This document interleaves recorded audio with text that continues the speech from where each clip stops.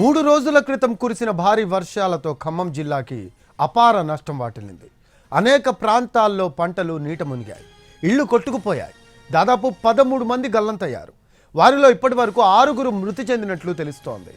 ఒక ముగ్గురిని రక్షించేందుకు మంత్రి పొంగులేటి శ్రీనివాసరెడ్డి రంగంలోకి దిగిన ఫలితం లేకుండా పోయింది.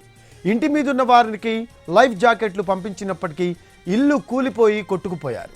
మున్నేరు వరదలకు కార్లు, ట్రాక్టర్లు, జేసీబీలు వరదలో కొట్టుకుపోయాయి.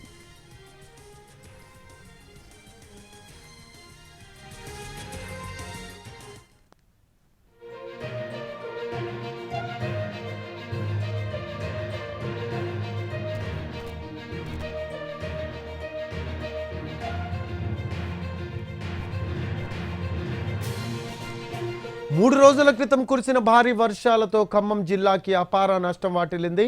అనేక ప్రాంతాల్లో పంటలు నీట మునిగాయి, ఇళ్లు కొట్టుకుపోయాయి. దాదాపు 13 మంది గల్లంతయ్యారు. వారిలో ఇప్పటివరకు 6 మృతి చెందినట్లు తెలుస్తోంది.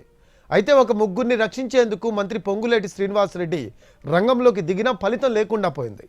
ఇంటి మీదున్న వారికి లైఫ్ జాకెట్లు పంపించినప్పటికీ ఇళ్లు కూలిపోయి కొట్టుకుపోయారు.